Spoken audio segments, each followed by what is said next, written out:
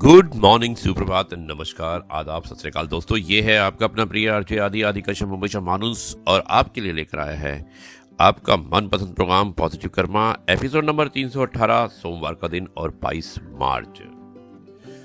दो जहां के बीच फर्क सिर्फ एक सांस का चल रही है तो यहां और रुक गई है तो वहां। दोस्तों ये है आरजे आदि।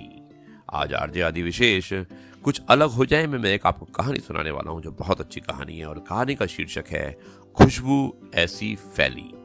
शुरुआत करता हूं इस कहानी की। कुछ लंबी कहानी है लेकिन मुझे उम्मीद है कि ये कहानी आपको पसंद जरूर आएगी। अच्छा, मेरा स्टेशन आ गया, मैं चलता हूं, ईश्वर ने चाहा तो फिर मुलाकात होगी। इतना कह वो अपना बैग उठा ट्रेन के डब्बे के दरवाजे तक पहुंच गए। मैं अवाक हो उनका सीट से उठना और दरवाजे की ओर जाना देख रहा था। इतने समय का साथ और उनसे बातचीत का दौर अब अंतिम पड़ाव पर था। रेलगाड़ी की रफ्तार धीरे धीरे कम होती गई और वारंगल स्टेशन का प्लेटफॉर्म आ गया। ट्रेन के रुकते ही उन्होंने मुझे एक बार देखा और एक मधुर मुस्कान के साथ हाथ हिलाकर उतर गए। मेरी नजर उनका पीछा करती रही और कुछ ही क्षण में वो मेरी आंखों से ओझल हो गए। रेलगाड़ी कुछ समय के पश्चात सीटी बजाने के बाद चली और फिर उसने गति पकड़ ली। मैं बीते हुए समय के भंवर से बाहर आया और अपने आसपास देखा। कुछ नहीं बदला, बस वो नहीं थे जो पिछले 9-10 घंटे से मेरे साथ यात्रा कर रहे थे। अचानक मुझे उनके बैठे हुए स्थान में एक भीनी खुशबू का एक झोंका आता प्रतीत हुआ। मैंने आश्चर्य से एक स्लीपर क्लास रेलगाड़ी के डब्बे में फैली खाने की गंध, टॉयलेट से आती बदबू और सह यात्रियों के पसीने की बदबू की जगह एक भीनी महक से मेरा मन प्रसन्न हो गया। ये जानने के लिए कि आपको मेरे साथ 10 घंटे पहले के क्षणों में जाना होगा। मैं चेन्नई में कार्यरत था और मेरा पैतृक घर भोपाल में था। अचानक घर से पिताजी का फोन आया कि तुरंत घर चले आओ, कोई अत्यंत आवश्यक कार्य है। मैं आनन फानन में रेलवे स्टेशन पहुंचा और तत्काल रिजर्वेशन की कोशिश की, परंतु गर्मी की छुट्टियां होने के कारणवश एक भी सीट उपलब्ध नहीं थी। सामने प्लेटफॉर्म पर ग्रैंड ट्रंक एक्सप्रेस खड़ी थी और उसमें भी बैठने की जगह नहीं थी, परंतु मरता क्या ना करता, घर तो कैसे भी जाना ही था। बिना कुछ सोचे समझे सामने खड़े स्लीपर क्लास के डब्बे में घुस गया। मैंने सोचा इतनी भीड़ में रेलवे टीटी कुछ नहीं कहेगा। डिब्बे के अंदर भी बुरा हाल था। जैसे तैसे जगह बनाने हेतु एक बर्थ पर एक सज्जन को लेटे देखा तो उनसे याचना करते हुए बैठने के लिए जगह मांग ली। सज्जन मुस्कुराए और उठकर बैठ गए और बोले, कोई बात नहीं, आप यहां बैठ सकते हैं। मैं उन्हें धन्यवाद दे वही कोने में बैठ गया। थोड़ी देर बाद ट्रेन ने स्टेशन छोड़ दिया और रफ्तार पकड़ ली। कुछ मिनटों के बाद जैसे ही सभी लोग व्यवस्थित हो गए और सभी को बैठने को स्थान मिल गया और लोग अपने साथ लाया हुआ खाना खोलकर खाने लगे। पूरे डब्बे में भोजन की महक भर गई। मैंने अपने सह यात्री को देखा और सोचा बातचीत का सिलसिला शुरू किया जाए। मैंने कहा, मेरा नाम आलोक है और मैं इसरो में वैज्ञानिक हूं। आज जरूरी काम से अचानक मुझे घर जाना था, इसलिए स्लीपर क्लास में चढ़ गया, वरना मैं एसी से कम में यात्रा नहीं करता। वो मुस्कुराए और बोले, वाह, तो मेरे साथ एक वैज्ञानिक यात्रा कर रहे हैं। मेरा नाम जगमोहन राव है। मैं वारंगल जा रहा हूं और उसी के पास एक गांव में मेरा घर है। मैं अक्सर शनिवार को घर जाता हूं। इतना कह उन्होंने अपना बैग खोला, उसमें से एक डिब्बा निकाला और बोले, ये मेरे घर का खाना है, आप लेना पसंद करेंगे? मैंने संकोचवश मना कर दिया और अपने बैग से सैंडविच निकालकर खाने लगा। जगमोहन राव, ये नाम कुछ सुना सुना सा और जाना पहचाना सा लग रहा था, परंतु इस समय याद नहीं आ रहा था। कुछ देर बाद सभी लोगों ने खाना खा लिया और जैसे तैसे सोने की कोशिश करने लगे। हमारी बर्थ के सामने एक परिवार बैठा था जिसमें एक पिता, माता और 2 बड़े बच्चे थे। उन लोगों ने भी खाना खाकर बिस्तर लगा लिया और सोने लगे। मैं बर्थ के पैताने में उकड़ू बैठकर अपने मोबाइल में गेम खेलने लगा। रेलगाड़ी तेज रफ्तार से चल रही थी। अचानक मैंने देखा सामने वाली बर्थ पर 55-57 साल के जो सज्जन लेटे थे वो अपनी बर्थ पर तड़पने लगे और उनके मुंह से झाग निकलने लगा।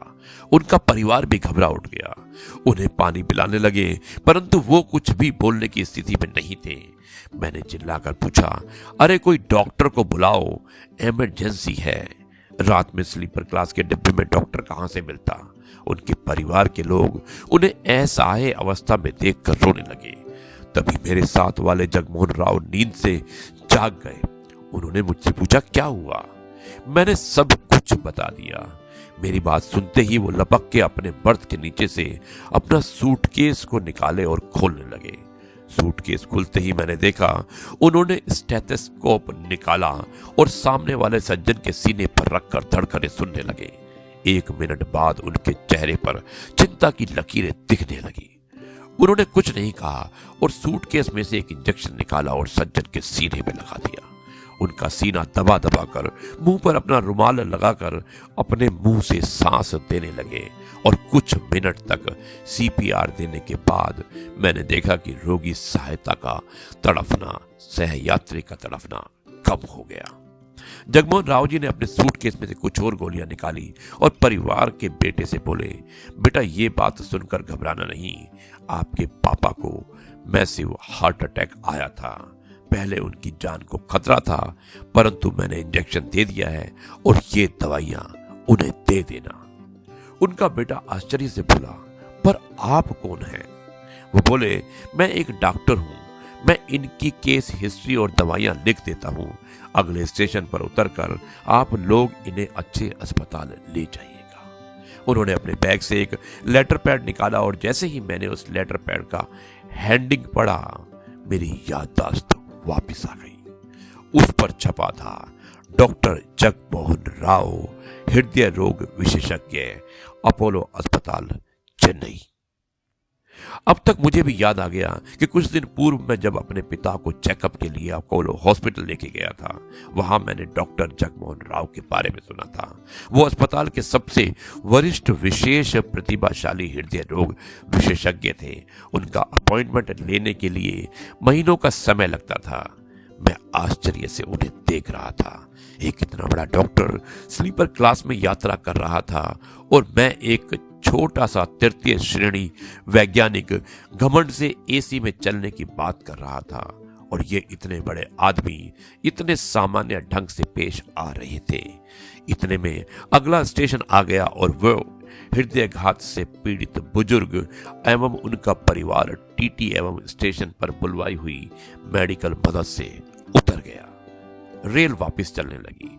मैंने उत्सुकता वर्ष उनसे पूछा कि डॉक्टर साहब आप तो आराम से एसी में यात्रा कर सकते हैं, फिर स्लीपर में क्यों?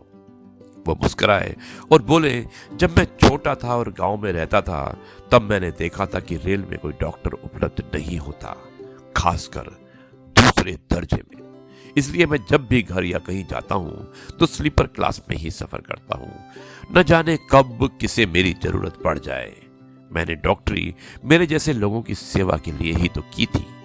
हमारी पढ़ाई का क्या फायदा यदि हम किसी के काम ना आ पाए। इसके बाद सफर उनसे यूं ही बात करते बीतने लगा। सुबह के 4 बज गए थे, वारंगल आने वाला था। वो यूं ही मुस्कुराकर लोगों का दर्द बांटकर गुमनाम तरीके से मानव सेवा कर अपने गांव की ओर निकल गए और मैं उनके बैठे हुए स्थान से आती हुई खुशबू का आनंद लेते हुए अपनी बाकी यात्रा पूरी करने लगा। अब मेरी समझ में आया था कि इतनी भीड़ के बावजूद डिब्बे में खुशबू कैसे फैली। ये उन महान व्यक्तित्व और पुण्य आत्मा की खुशबू थी जिसने मेरा जीवन और मेरी सोच दोनों को महका दिया। दोस्तों, ये थी कहानी लंबी अवश्य थी, लेकिन मुझे उम्मीद है कि आपकी कहानी पसंद आई होगी। यह है आपका अपना प्रिय आरजे आदि कश्यप मुंबई चा मानूस और आपके लिए लेकर आया था आपका अपना मनपसंद programme positive karma. Episode number था 300 18। और अब मैं इस कार्यक्रम को यहीं पर समाप्त करता हूँ और आपसे आज्ञा लेता हूँ। कल आपसे फिर मुलाकात होगी एक नई कहानी, नई बातों और नई किस्सों के साथ। तब तक के लिए मैं आपसे कहता हूँ नमस्कार, जय हिंद, वंदे मातरम, भारत माता की जय, जय जवान, जय किसान और जय गुरु जी।